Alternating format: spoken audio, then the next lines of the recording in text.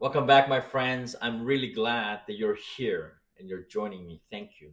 Because today we're stepping into another sacred moment. We're in station 10 today. One more stop along the way, along the road. Jesus walked towards the cross. Now, I get it, right? These stations might feel like distant moments, a historic relic, maybe. But I hope you don't just see it as a relic, but you see it as a revelation. They're alive, they breathe, they speak to us. Each station doesn't just mark history, it reveals God's mystery, something our hearts still crave today. Our hearts crave mercy, our hearts crave grace, courage, and of course, surrender. Before we move forward, let me ask you to do something I've been asking for every video. And this is powerful, right? Just hit that like or smash that like button. And I know it sounds small, it's so easy to just pass by, but simple things can move eternity. Why am I saying that?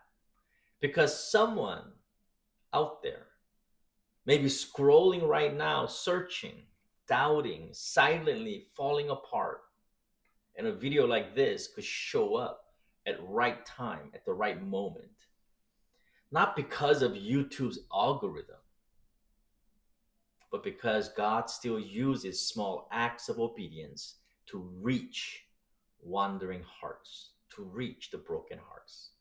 God is still using it. So go ahead and hit that like button, please, or smash that like button. Not to help me, I don't get any financial things through this, but to help someone find God. Right? So let's walk this road once again together. And I pray that these moments are helping you to be with Jesus one more time. What if we've been looking at love all the wrong places? And in and we looked at love all wrong. Here's a question no one's really asking. What if we've misunderstood what love is entirely? We picture love in highlight reels, wedding photos, fireworks, hugs, and soft music. But what if real love, the kind that actually saves, looks nothing like that? What if the most beautiful act of love in human history didn't happen at a church somewhere, but it happened on a cross? Not with a bouquet, but with nails. Not with vows, but with blood. Now, this doesn't fit our culture's definition of love. Certainly not. We watch the movies and it doesn't fit that. But maybe that's the problem. Because we've reduced love to comfort, chemistry, and convenience. But none of those can carry guilt. None of those can erase shame. None of those can raise the dead. So let me ask you back to a hill. Let me take you back to a hill just outside Jerusalem called Golgotha, the place where real love was nailed down. Golgotha was never meant to be beautiful. If you were to visit there today, it is quite beautiful. They have a little building up there and an empty tomb there and a souvenir store and flowers. But what if Golgotha was never meant to be beautiful? If you could imagine that morning, sun rose that Friday morning like it always had. But by noon, the sky had darkened, the clouds came in, the earth was shake, the history was split into BC and AD. Jesus had already been through torture here, beaten, spat upon, stripped, mocked, his back shredded, his face unrecognizable from all the fists that punched him. He staggered under the weight of the cross, one step at a time. When he reached the top of the hill, the soldiers didn't blink. They've done this hundreds of times. And they threw him down, drove the nail through his wrist and feet, raised the cross, then dropped it into a hole that jolted Jesus' body. And just like that, he hung there. surrounded by pain, surrounded by mockery. Above his head, they nailed a sign to mock Jesus. That sign read, "This is the King of the Jews." It's a joke. But heaven wasn't laughing because that's a true statement. All the people who crowded that cross hurled insults. The leaders sneered, the priests sneered and mocked him. The soldiers laughed. Can you save yourself? You save others? If you're really the king, come down. Even one of the criminals beside him mocked Jesus. Save yourself and us. And Jesus didn't defend himself. He didn't retaliate. He didn't call down angels to wipe them out. He whispered something that I think stunned the heavens, and maybe some people who heard him say this: "Father, forgive them. Father, forgive them. They don't know what they're doing." That wasn't just for the soldiers. It wasn't just for the crowd or the priest. That was for you. And of course, that was for me. This wasn't a Roman execution as we know it.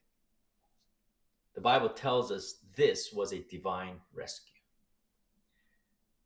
You and I need to understand something. This wasn't just the end of a good man's life, a good teacher's life.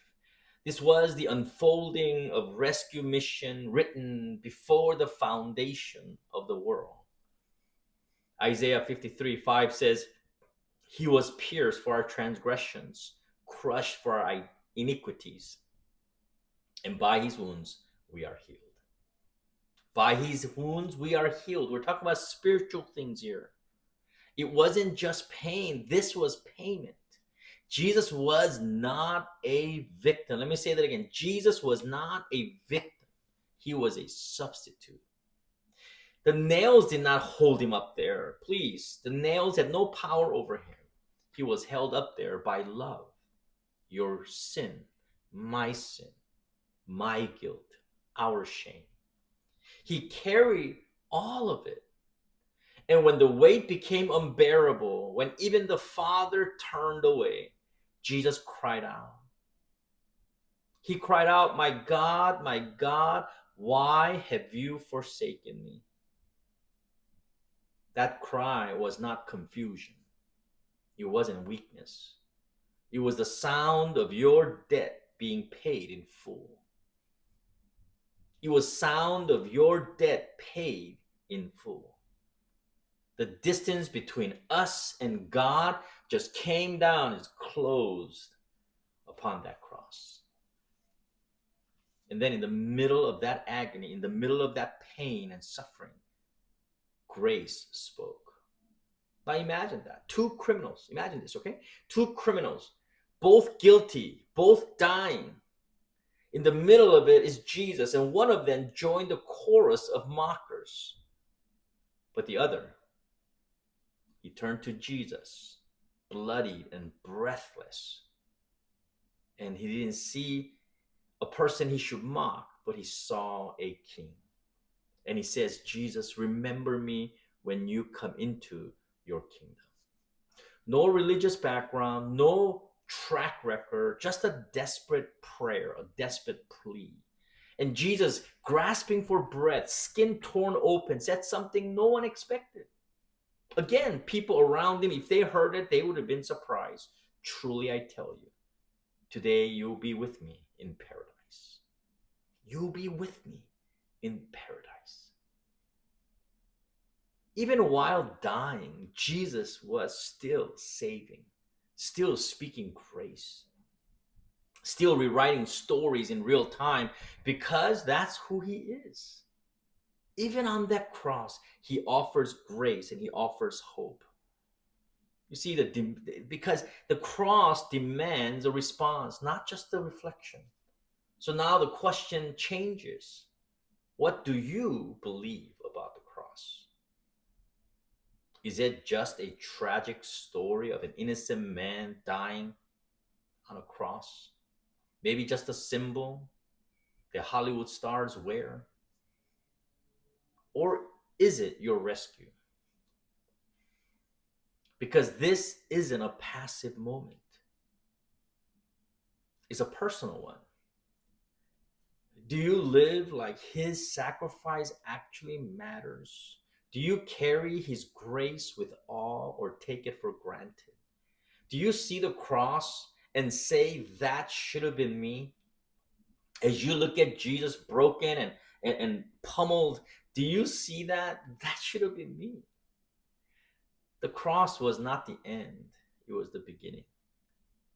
The cross broke the curse. It tore down the wall. It shouted loud and clear, you are loved more than you know, at a cost you'll never ever fully grasp. I mean, think about that. When Jesus took his last breath, he didn't whimper in defeat. No, that last breath was not a defeat. He declared, Father, into your hands I commit my spirit. And in that moment, your life changed, my life changed, the earth itself changed. The sky went black, the earth shook, it convulsed.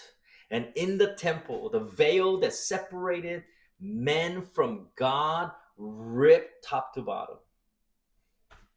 God wasn't whispering at this point, he was shouting, come on in, come back home. My son has paid the price of your sin. And that it happened, right? If you read the scriptures, a Roman centurion, used to blood, used to death, he's looking at this scene with Jesus on the cross, a man who is beaten and whispers, truly, this was the Son of God. And that's what cross does. It breaks what's hard. It opens what's closed. It changes what feels unchangeable. And Jesus, he's still doing that today. He's still saving lives today. He's still speaking grace and mercy and says, come on home.